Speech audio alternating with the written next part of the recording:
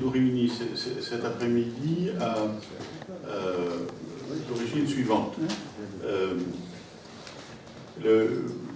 La chaire, petit centre de recherche dont je m'occupe à Sciences Po, réfléchit sur les transformations du droit public aujourd'hui, mutation de l'action publique et du droit public un peu sur divers terrains. Je la laisserai faire cela, car il nous paraît important de savoir, dans le contexte financier public qui est le nôtre aujourd'hui, de savoir ce que coûte et ce que va coûter le numérique, et les territoires, comme on les appelle, les territoires intelligents. Plusieurs acteurs de cette démarche d'implantation du numérique dans la gouvernance financière locale. Une note d'état prenant en compte de nos recherches sera prochainement publiée. Nous pouvons cependant dès à présent vous présenter nos quelques observations. Alors les attentes du numérique vis-à-vis des finances publiques sont plus particulièrement les suivantes. Très content. Ils me disent, pour nos papiers et gagner du temps, nous allons à la mairie.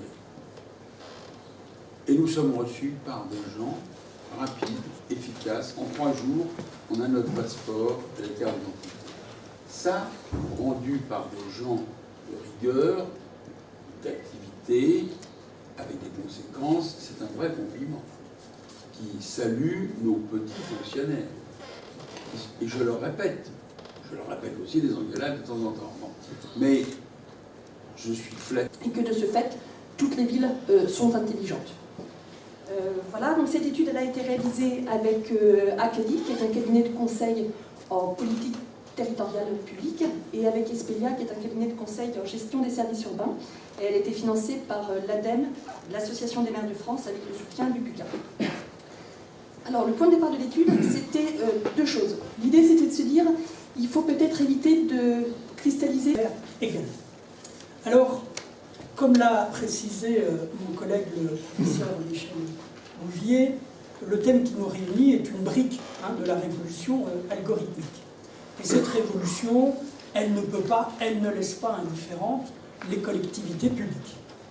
Et le sujet que m'a confié Jean-Bernard Auby, commande publique et investissement dans le numérique.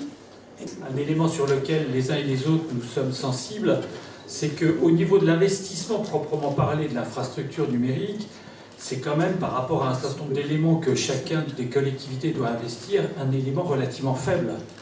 Entre effectivement investir dans un rond-point ou investir dans un serveur d'informatique ou même un réseau, il y a quand même effectivement 2 dimensions différentes. Déjà impacté, avoir des conséquences essentielles au sein des assemblées parlementaires, qui vont avoir là des travaux énormes et qui passeront plus de 90% du temps entre les rapports de numérique et des libertés individuelles et collectives. Nous y sommes et on n'en a pas fini là aussi, ce qui pose bien la question notamment de l'avenir des assemblées, pas simplement en disant il faut restreindre le nombre de parlementaires et de sénateurs, mais à quoi sert aujourd'hui un parlement?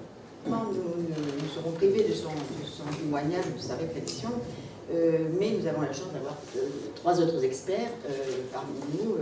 François Gardin, qui est directeur adjoint à la comptabilité de la ville de Paris, monsieur Adeg, qui est le spécialiste des services de l'information de la ville de Pantin, et monsieur Jacobson, de l'OCDE, qui pourra nous donner une vue comparée.